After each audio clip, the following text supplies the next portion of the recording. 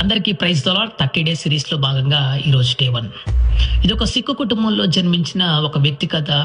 ఆయన దేవుణ్ణి ఏ విధంగా ఒక జ్వాలగా మార్చాడో చూద్దాం పదండి.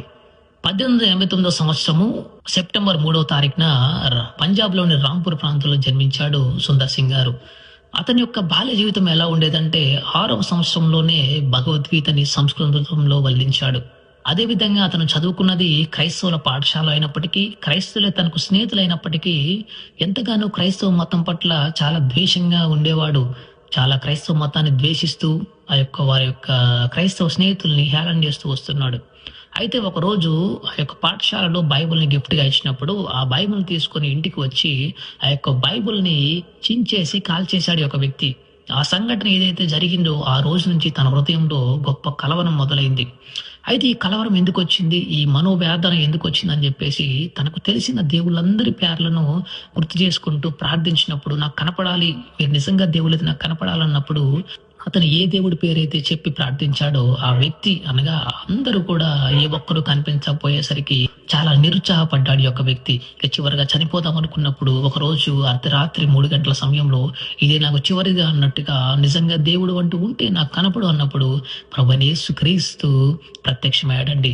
ఆ రోజే సాధు సుందర్ సింగ్ గారు తన సొంత రక్షకునిగా ప్రభువైన యేసుక్రీస్తుని అంగీకరించాడు. అయితే ఈ విషయాన్ని తన తల్లిదండ్రులకు చెప్పినప్పుడు తన తల్లిదండ్రులు ఇంట్లోంచి వెళ్ళగొట్టేశారు.